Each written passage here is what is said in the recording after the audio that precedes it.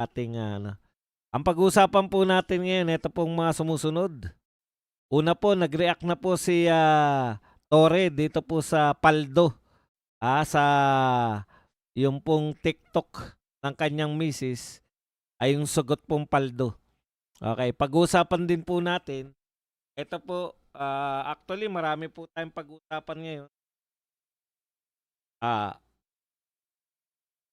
Kinumpirma po ni Trillanes at saka ni Remulla na dadalo po sila sa next hearing ng House of Representatives. Pag-usapan din po natin ito pong reaction po ng mga dating COA at saka ito pong kay yung pinagmamalaki po nila na marami raw pong 69% daw po ng Pilipino ang naniniwala o sumusuporta sa impeachment ni VP Sara. So majority daw po ng Pilipino. Okay? At syempre pa, pinuna rin itong mga dating mga kakampi ni Pangulong Marcos kung bakit siya yung nag-announce ng pagkakakulong o pagkakahuli ni Saldico. Yan po mga ay kay Ping Lacson pa pala tsaka dito kay Panelo. So sa dami po na yan na pag-uusapan natin, simulan na po natin, no? Ang ating pag-uusapan. Narito na ako sa baba mo. Isko, hindi ko topic sa Isko. Wala akong alam, hindi ko alam kung anong balita kay Isko. Wala naman ako nabalitaan tungkol sa kay Isko. Kaya hindi ko siya topic. Pag-usapan na natin mga kapatid. Ito po, meron pong TikTok. Hinanap ko nga tong TikTok na to na yung misis ni MMDA chairman, dating General Torre. Ngayon po ay General Manager ng MMDA, Nicolas Torre III. Yung pinagpiestahan po yung komento ni Mrs. ni Torre na si Patricia Jane Perbilio Torre. Sa mga hindi po nakapanood, ito pong Mrs. po ni Torre, kumakanta po. Nakalimutan ko na yung kanta pero in fairness ang ganda po ng boses. Ang ganda po ng boses ng Mrs. ni General Torre. Tapos habang pong hindi ko alam kung naka-live o pero na sa TikTok po, hindi nagsalita po o nag-comment. Ito syempre marami nagko-comment doon. Ang comment po ng isang viewer po nitong TikTok ni Mrs. Torre, ito po, kumusta ka no? Kumusta ka yung background music? Hindi ko alam kung, hindi ko nga po pala alam, baka mali po ako. Hindi ko po alam kung Mrs. ni Torre yung nagsasalita o background music lang pala. Kasi ang ganda ng boses eh. Kung Mrs. po ni Torre yun, congratulations at maganda po yung boses ng kanyang Mrs. Okay. Ayon po dito sa TikTok na post ni Patricia, mayroon pong nagkomento, no? Sabi po ng komento, ginamit lang. Ibig sabihin po, si General Torre, kasi siya yung pinipicture eh. Sa kanya nakatutok habang may background music. Buong akala ko naman, hindi ko alam kung boses po yun ni Miss Torre o hindi. Maganda yung kanta. Tapos may nag-comment po ng ginamit lang. Alam niyo na po meaning niyan na si Torre po dahil pagkatapos po na maging instrumental sa pagdakip kay Tatay Digong, alam naman po natin na naganap, kumbaga naniniwala po tayo na ang premyo niya doon sa pagkakadakip kay Tatay Digong at ganun din po sa yung ginawa niya po sa KOJC, ang tingin po natin, ang premyo puro ni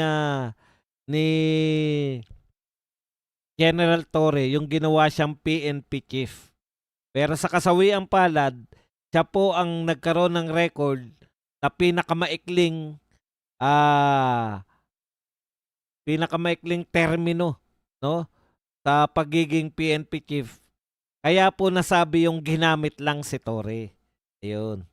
Pero eto po, yung sagot ni Patricia. Okay, at least paldo-paldo. Do'n po maraming nag-react na mga, ah, netizen sa reaksyon po na yun na paldo-paldo nito ng asawa ni Torre. At least paldo-paldo. So, parang ang dating sa mga tao, okay lang na nagamit si Torre, at least pumaldo naman. Okay. Ngayon po nagsalita na po si Torre, eto po ang sabi niya. Sabi po ni Torre, dito po sa panayam ng balita, personal comment yun, out of context at hindi sumasalamin sa trabaho o prinsipyo namin sa serbisyo publiko. Dagdag pa niya, ang mahalaga serbisyo, hindi salita. Tuloy ang trabaho. Ayan po ang mga pahayag ni Torre. Okay. So, ano po ang dating sa atin yan? Alam niyo po, may mga pagkakataon na katulad po niyan, yung asawa po ni Torre yung sumagot nung at least paldo-paldo.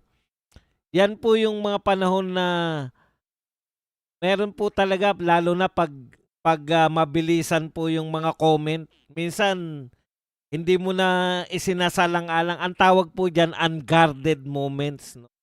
Hindi mo na po na isalang-alang yung eto ba ay maganda ang dating ng tao. Madalas pong nangyayari yan sa social media, no? Ano kaya, hindi, madalas po tayo, out of emotion, yung mismong pagkakasabi, mismong nakita mo na nag-comment, sasagutin mo agad. Yun po yun, unguarded moment po ang tawag doon, no? Yun talaga yung gusto mong saloobin. Kahit hindi na po maganda yung pagkakasabi mo, 'di ba? Kasi nakakaasar 'yun eh. Ginamit lang, 'di ba? Ibig sabihin ginamit lang si Torre ng Malacanang o ng presidente.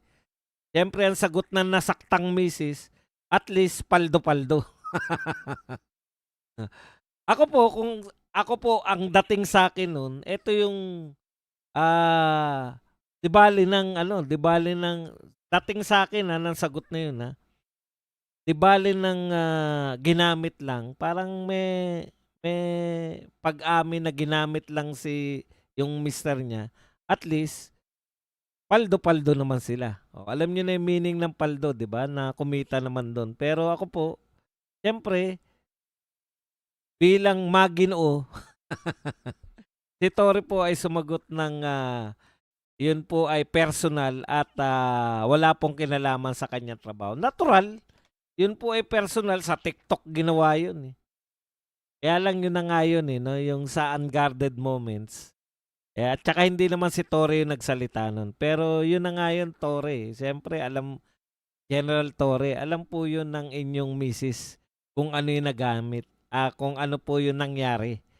Alam din nila, hindi nga niya ano, eh, kasi kung hindi yung misis niyo hindi naniniwalang nagamit lang kayo, dapat ang reaksyon niya, hindi totoo yan, 'no?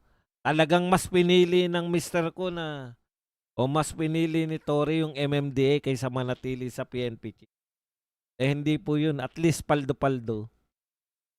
Kahit papaano, at least kung nagamit man kayo, meron naman yung katumbas. Yun nga yung pagiging MMDA kayo, 'no?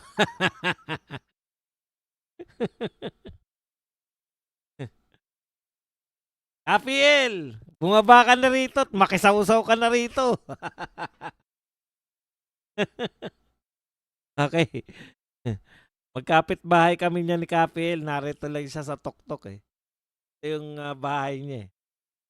Magkapatong bahay pala, hindi kapitbahay, magkapatong bahay.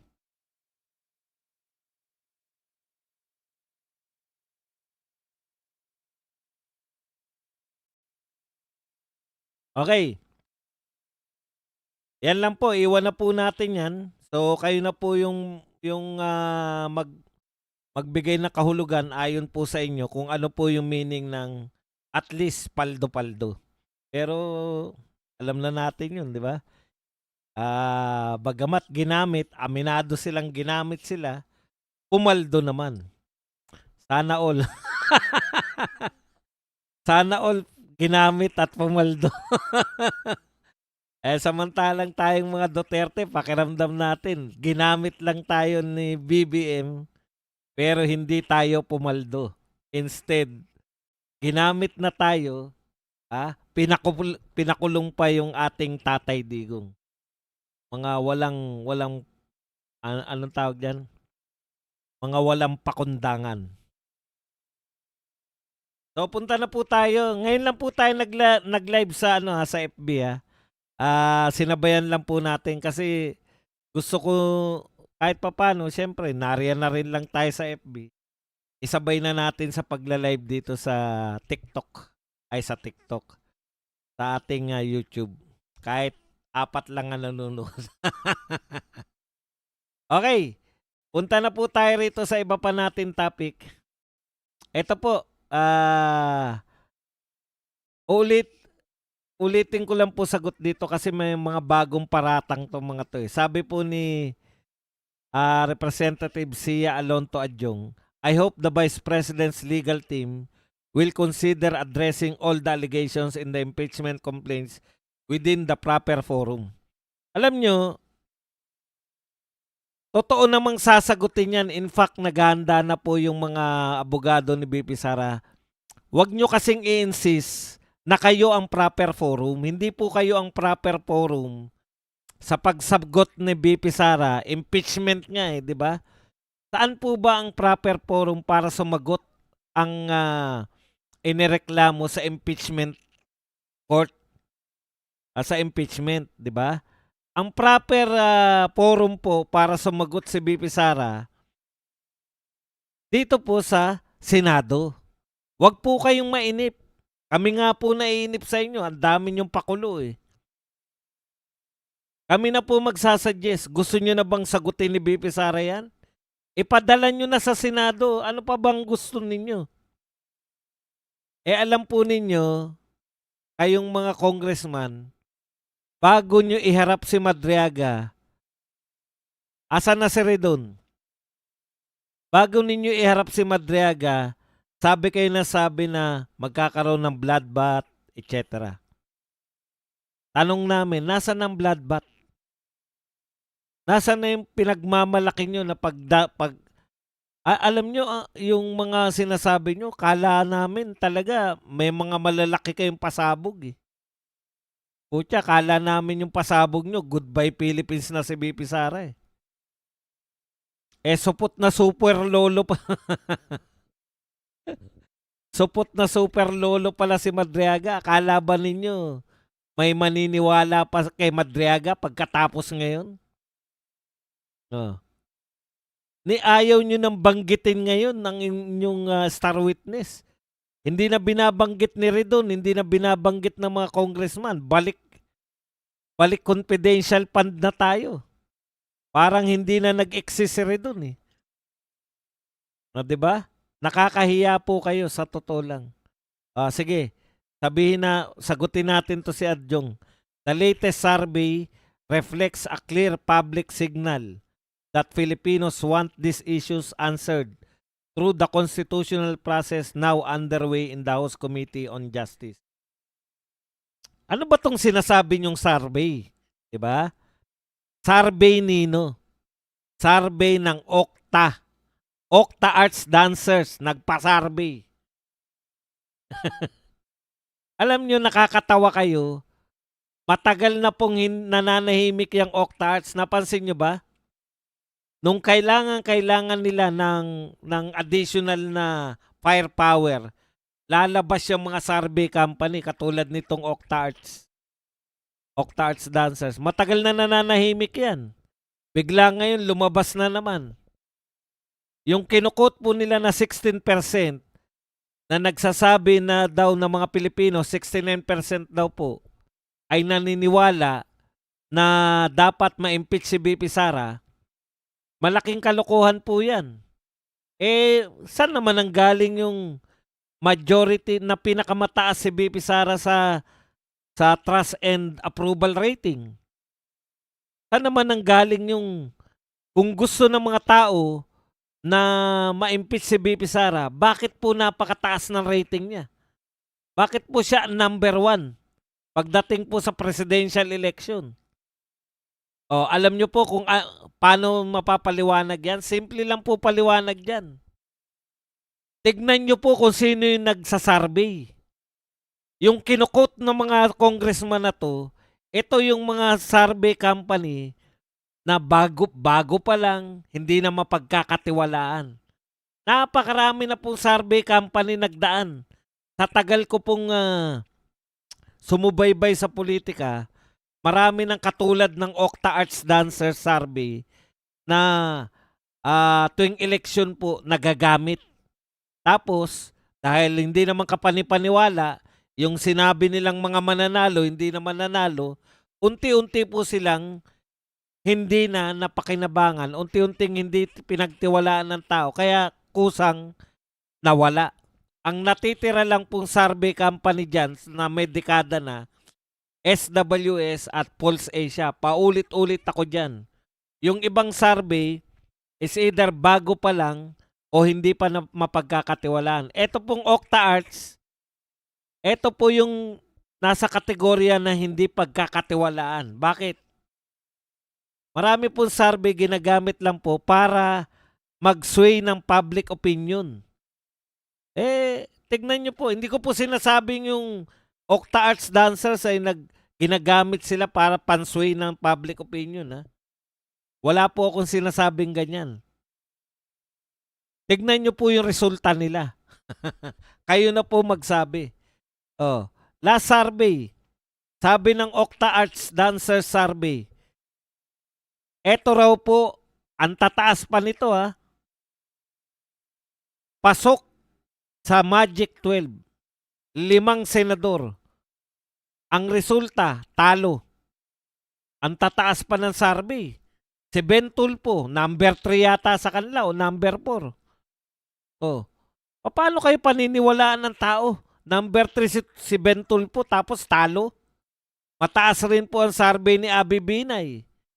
Si Ramon Revilla, Manny Pacquiao, at saka si Willie Revillame. 5 ang sinabi nyo. Yung 12 pasok, 5 doon, talo.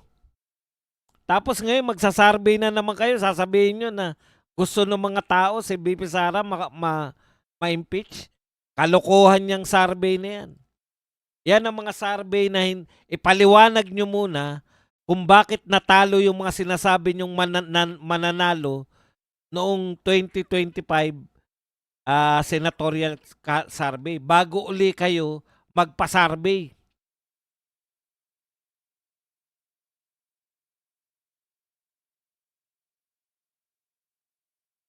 Di po ba?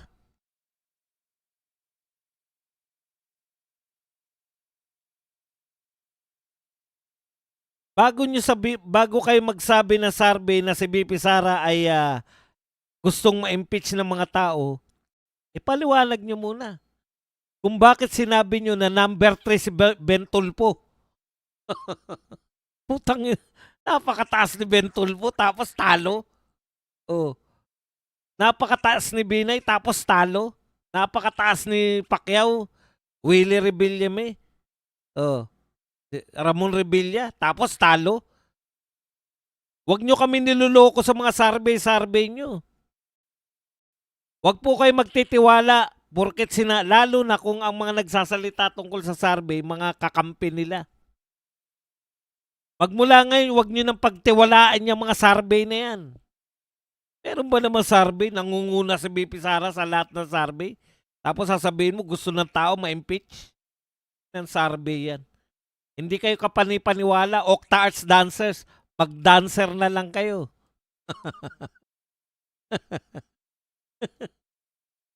Bubulahin nyo pa kami sa survey nyo.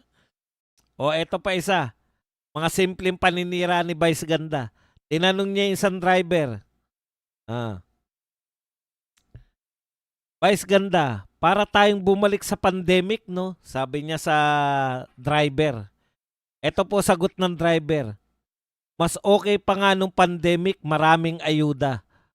Boom! Hindi po, mali po 'yan. Mas malaki po ang mga ayuda ngayon. Ang pagkakaiba po ng pandemic, nakakarating sa tao ang ayuda. Mas malaki po ang binibigay na ayuda ngayon. Hindi kayo naniniwala, no? O bakit? Kasi nung pandemic, doble po ang ayuda pong pinamimigay ngayon, doble. Sabi nga ni Jinky Luis Troy, bumabaha ng ayuda. Ang pagkakaiba lang, doble po talaga, promise. Tignan niyo po yung budget ng ayuda noon. Panahon ni Tatay Digong at ayuda ngayon. Doble po nung ayuda na pinamimigay. Ang pagkakaiba po, noon kasi nung pandemic, nakakarating sa tao. Ngayon, hindi natin alam kung saan nakarating.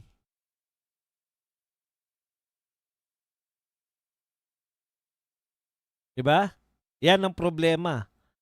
Hindi nila alam. Hindi alam ng mga tao kung saan napunta yung mga bilyong-bilyong ayuda.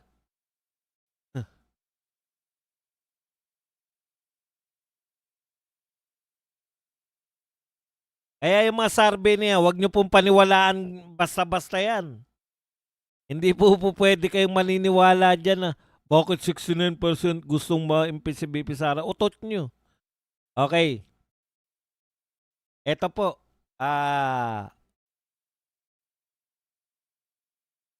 Ngayon dahil palpak po si Madriaga, balik po sila sa COA. Oh, sakto no? Timing yung labas ng COA no? Akalain nyo, lalabas ng COA yung notice of disallowance ni BP Sara sa panahon ngayon na iniimbestigahan? Okay.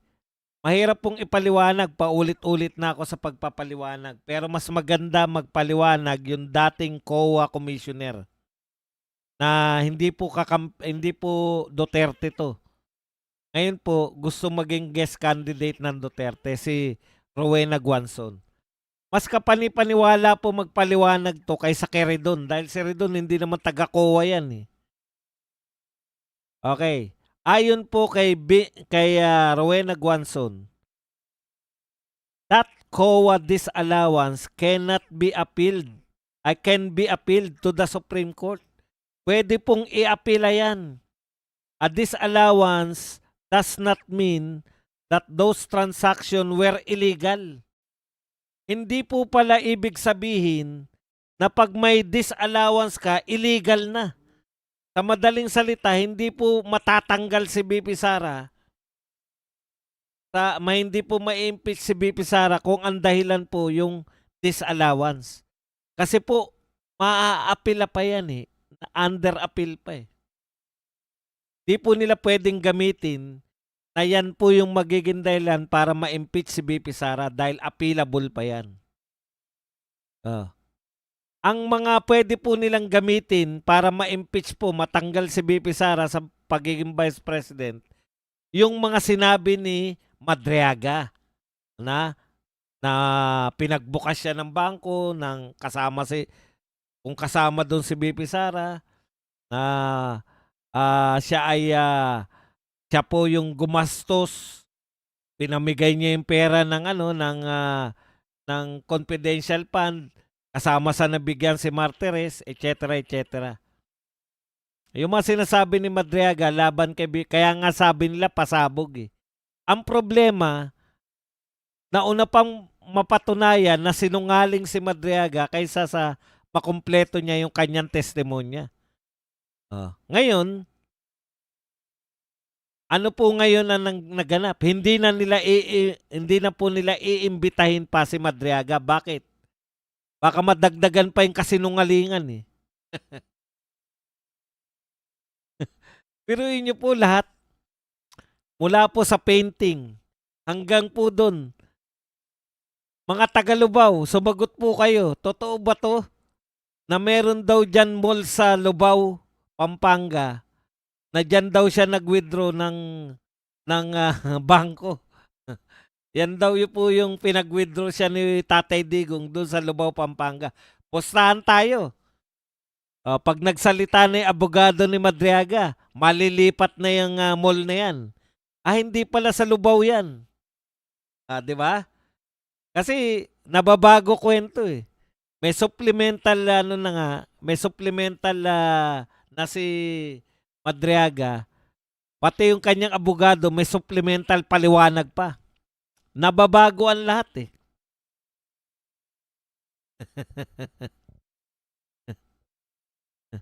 Ang dami na po. Ang dami na pong kasinungalingan na nalantad mula po sa painting, sa bangko, pati po yung cheque na may petsang 2023, hindi na po presidente si Tatay Digong. Pati po yung pinagbukas daw po siya ng bangko at nag-waiver. Paano nyo masasabi na yung waiver na yun, na yung bangkong binuksan ni Madriaga, ay kay Tatay Digong? Ibang klase talaga tong Madriaga na to eh. Ngayon po, dahil po sa kahihiyan nila kay Madriaga, hindi na po iimbitahin. Teka muna, ang dami pang sinasabi ni Madriaga, bakit hindi nyo pabalikin? Di ba ang katwiran nyo napagod lang? Pucha, tsaka si Madriaga lang po, breaking all records ha. Si Madriaga lang po ang tanging may salamin na tumatagos ang luha. Pucha, umiyak, pinunasan salamin eh. Tanggalin mo muna yung salamin bago ka magpunas. Alam niyo po, kami pong nakasalamin, alam po namin na pag naluha kami, tatanggalin namin yan. At paano mo, o minuta ka. Una mong tatanggalin salamin bago ka mag-ano ng muta. Kung umarte ka na tapos hindi mo tinanggal yung salamin, na kunwari umiiyak ka, nakasalamin ka pa. Pati yung salamin mo, pinagdududahan na namin. Putya. Ang dami niyang picture, di ba? Wala namang salamin. Tapos pag-appear doon. Alam niyo po kasi nakakatalino yung salamin. Ako yan, para magmukha ka matalino. Pati yung estudyante si BP Sara, puta. Alam mo na binigyan siya ng pabor ng mga profesor para pumasa? Bar planker ka. Samantalang si BP Sara, first take, pasado. Inantsawan mo si BP Sara na mahinang estudyante kasi nga ang kinakailangan po nila 'di ba? Ang kinakailangan nila total package eh. Total na paninira pati pagiging estudyante ni BP Sara kinakailangan nilang siraan eh. Sinisiraan mo si BP Sara pero ang tunay na nasiraan si BBM, si Leni Robredo at saka si Risa Ontiveros. Bakit? Binabanata mo si BP Sara na mahinang estudyante na humingi lang ng pabor. Pahiya ka ngayon. Alam nyo, San Sebastian Recoletos, mataas po ang paningin sa inyo sa law school ninyo. Dapat may gawin kayong action dyan kay Madriaga. Hindi ubra. Pati yung profesor na tinukoy. Papayag ka, profesor ka, na ikaw nagbigay ka ng para pumasa si BP Sara? O kaya lang ang pinakabawi namin diyan sa inyo hindi po si BP Sara. Si BP Sara ang binanatan nyo pero nasaktan sa pagiging mahina. Ayun si BBM kasi puta first taker sa bar pumasa Kakantsawan yung mahina. Ano tawag nyo sa hindi nakagraduate? Si BBM yun. Ano tawag nyo sa hindi hindi man lang abogado? Si Risa Ontiveros yun. Ano tawag nyo sa hindi pumasa ng first take? Si Leni Robredo yun. Baliktad eh. Si BP Sara yung gusto nyong siraan, tumalbog kay BBM, kay Risa Ontiveros, at saka kay Leni Robredo.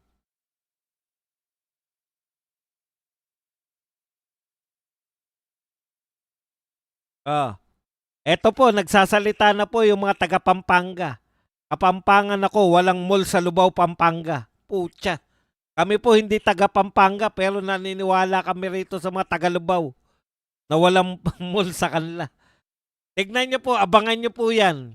Ang susunod na sasabihin ng abogado niyan, "Ay sorry po, ano po 'yan, nagkamali lang po kami, hindi pala sa Lubao 'yan." Anak ng pupa. Ang dami ng kasinungalingan. Tapos sasabihin ninyo, "Ay sus, asan na yung bloodbath?" Wala pong bloodbath. Ang meron po, naligo sa kahiyan si Ridon. O, ilong mo Ridon, nasaan na yung bloodbath? Pahiya na naman kayo. Wala kayong gagawin kundi ipahiya sarili nyo. O, si Galaxy, wala raw, taga-Arayat lang siya. Malapit lang ang Lubao sa Arayat. Wala raw mall sa Lubao. Uta, ang non-existent bank. Nag-withdraw sa non-existent bank. Sa non-existent mall. Tapos kapani-paniwala daw dahil credible witness daw dahil umiyak. Eh putya, okay na yung kung umiyak talaga. Eh, iiyak yung salamin. Bago ka magdrama na umiyak, tanggalin mo muna yung ano mo, yung salamin mo. Kunwari umiiyak, putya. Ba- Baka daw yung Lubao maging Cubao. Yun, sangkatutak ang mall doon sa Cubao. Puta, meeting sa Tapolbag. Eh, ano yung, doon naman daw sa isang restaurant, wala naman daw siya ron. Okay, punta po tayo rito kay ano, kay Ping Lacson. Tirampi ko na naman si Lacson. Ito po ang sinabi ni Lacson kasi sinabihan po siya ni Panelo na mga pusakal. Sabi po ni Panelo, yung 4 na pusakal sa Senado, iko-convict niyan si BP Sara. Sino po yung mga sinasabi niyang pusakal? Yan, si Ping Lacson, Tito Soto, at saka tong si yung Raysa Ontiveros, Kiko Pangilinan. Yan po ang mga tinatawag niyang pusakal. Siyempre, dahil alam niyo po ang mga tao na mahilig lang mag-project, nasasaktan po yan sa bawat salita sa kanila kasi wala namang mga husay talaga Projection lang. Tito Soto, ma-project. Ping Lacson, ma-project. Pag tines mo naman yung kanilang tunay na pagkatao, teka muna, hindi na yata ako kumikilos.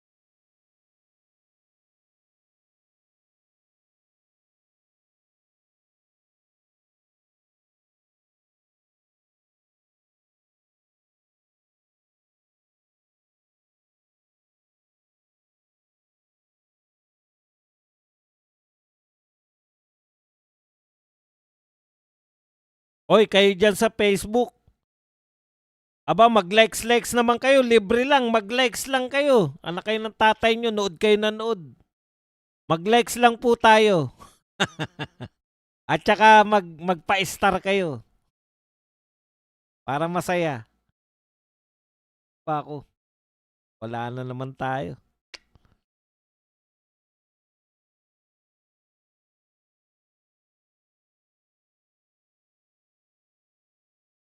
Saglit babalik ko lang po yung pagmumukha ko. Kanina pa pala ako nakatigil.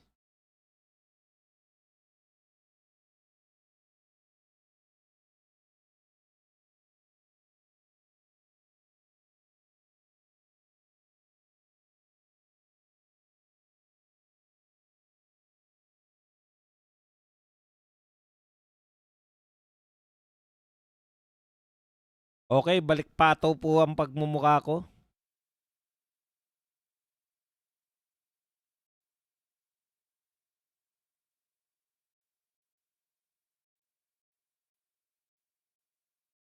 Okay, ayon po kay Lacson, ito po ang sinabi ng nasaktan si Lacson. Mahilig ano eh, sabi po ni, ito kasi muna yung sinabi, no, nito ni Panelo.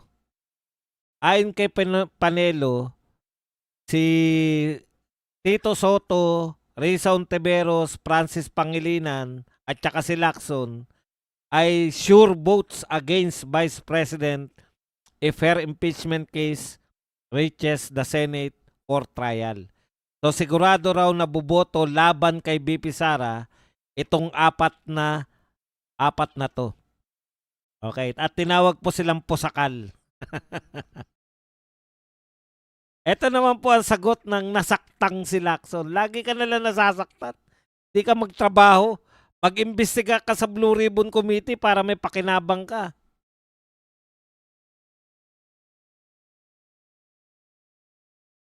Bakit ba ayaw akong...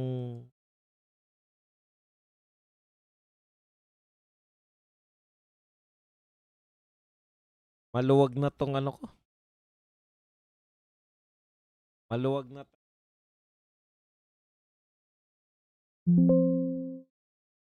San lang. Try lang ulit tayo kasi mahirap naman boses ko lang naririnig nyo.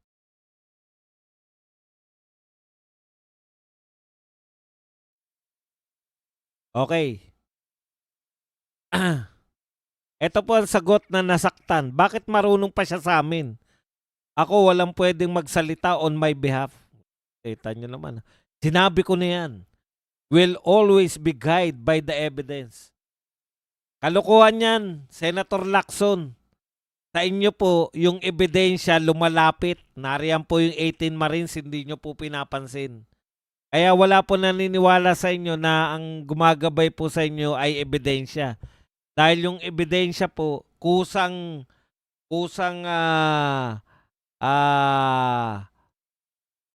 nagpapatuka na sa inyo, ayaw nyo pantukain. No?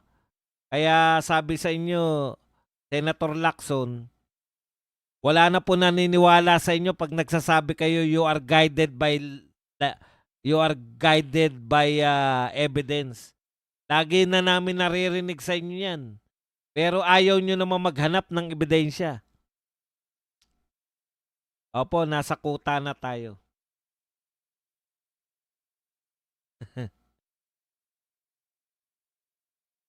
Nakakapa. Wala po nanood. Gusto ko sana yung radyo eh. Kaya lang wala nanood eh. Bayaan nyo sa ibang ano na lang. Sa ibang channel ko gagawin yung radio. Okay. At dagdag pa ni Lacson, we haven't reached the trial stage. Why is he preempting us and calling us pusakal? Pusakal naman pusakal naman talaga tawag sa inyo. Dahil wala na kayong ginawa kundi this is a case of fruit falling. Ayan. Hindi lang siya pusakal, ungas siya, ungas. O yan po, nakabawi na si Lacson. Hindi lang daw pusakal, ungas pa. O masaya ka na niyan. Alam mo Lacson, sa totoo lang, sabi ko nga yung mga tumandang mga senador, naging kagalang-galang sila eh. Ang tingin sa kanila, statesman. Kayo ni Tito Soto, habang tumatanda, lalo po kayong pinandidireyan. Kasi lalong nakikita na sa katandaan ninyo, wala po kayong pinagkatandaan dyan sa Senado. Instead po na gumampang kayo ng trabaho ninyo, no? Diyan po sa Senado. Lalo ka na, Blue Ribbon Committee. Wala eh.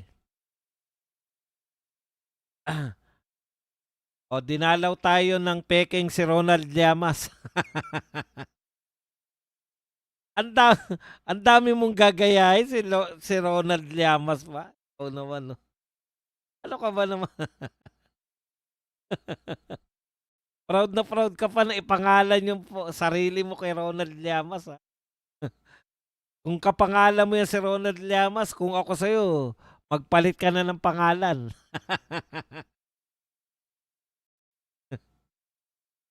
Okay. At eto po, siyempre ang huling balita po natin ay hindi, meron pa pala. Ito, meron pa rito eh. Umangal po si Shell Jokno, Mr. President. Aba, akala ko kakampi mo to. Dapat ombudsman o DOJ na lang. Shell Jokno frowns on Marcos announcement of Saldico's arrest. Bakit daw si BBM ang nag-announce ng pagka-aresto kay Saldico? Bakit mo naman vlogger nga yung presidente natin? Ikaw naman Shell Jokno, nakikialam ka eh. Gusto ni BBM talaga siya yung nag-announce kasi wala na nga siyang ginagawa. Pati ba naman pag-announce, questionin mo. Yun na lang nga ginagawa ng presidente natin, mag-announce eh. Ina-announce niya na nasa national energy emergency tayo. Na-announce niya na bibili tayo ng langis. Panay-announce na lang nga, pipigilan mo pa. Kaya lang nga po, Mr. President, tama din si Jokno eh. Kung iba po nag-announce niyan, wala na pong duda. Alam niyo po ba, Mr. President, kailan niya pa in-announce yan? Nung isang araw pa yata, di ba? Hanggang ngayon, duda pa mga tao dahil ikaw nag-announce. Sa kasawiang palad, Mr. President, no?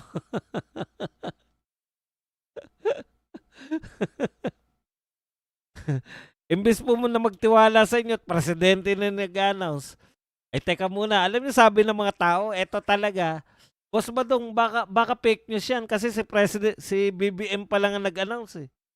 Wala pang announcement sa iba. Baliktad eh. Imbes na pag ang presidente na nag-announce, ano na yan, sigurado na yan. Baliktad, Mr. President eh. Alam mo, pananaw ng mga tao, sabi nila aba, si BBM pala nag-announce, teka muna, hintayin natin, baka fake news yan. Nakakaawa ang vlogger na presidente, pinagdudahan pa ng tao. Di po ba, Mr. President, ang sakit naman? Ang tsakit-tsakit naman nun. Kung ako po presidente, masasaktan talaga ako nun. Magre-resign na kaya ako. Wala namang nagtitiwala sa akin. Resign na lang ako.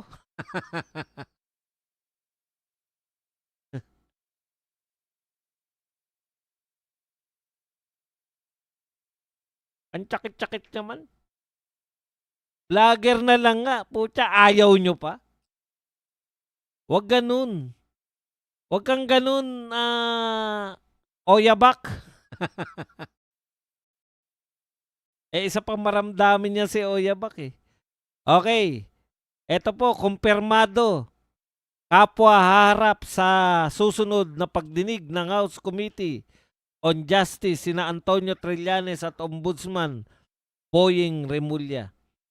Okay. Eto po, sa totoo lang, mag-real talk po tayo. Bakit po kayo harap? Kaano-ano nyo po ba si BP Sara? Meron po bang instance na kayo po ay nakatrabaho ni BP Sara? Naging tauhan ba kayo ni BP Sara? Nagkaroon ba kayo ng personal na ugnayan? Alam nyo po ang pagiging witness po sa aking pagkakalam, baka iba na eh, no? Baka iba na po ang pagiging witness eh. Sa akin pong pagkakaalam, pagka naging witness ka, meron kang personal na alam dyan sa tao. O, yung kay Boying Remulla, maganda naman ang paliwanag niya, di ba? Ang sabi po ni Boying, kasi nga, haharap siya doon kasi bilang kortesiya. Kortesiya dyan sa House of Representatives kasi siya mismo yung inimbitahan eh. Pero yung sasagot sa mga salin, tungkol sa salin, paano, ayun po yung ombudsman, tauhan niya sa ombudsman. So maganda yung paliwanag. Pero kay Trillanes, matindi yung sinasabi niya eh. So okay lang tayo doon. Kaya lang, Boying, pwede ka nang hindi umatin eh, di ba? Kasi wala ka namang input eh. Pwera na lang kung gusto kang tanungin ng mga congressman tungkol sa mga batas-batas na posibleng nilabag ni BP Sara para naman masiraan na lang nila si BP Sara. Okay. So, sabi ni Ombudsman ganito, I will show up for a while. Kailangan magsagot ng mga tanong, yung person in charge of the documents, wala akong kinalaman. Institutional yan, just to show respect to the House. O, so okay naman, gusto niyang irespeto dahil siya yung inimbitahan. So okay naman yung pagpunta niya ron. Pero dito po kay Trillanes, eto po yung sabi.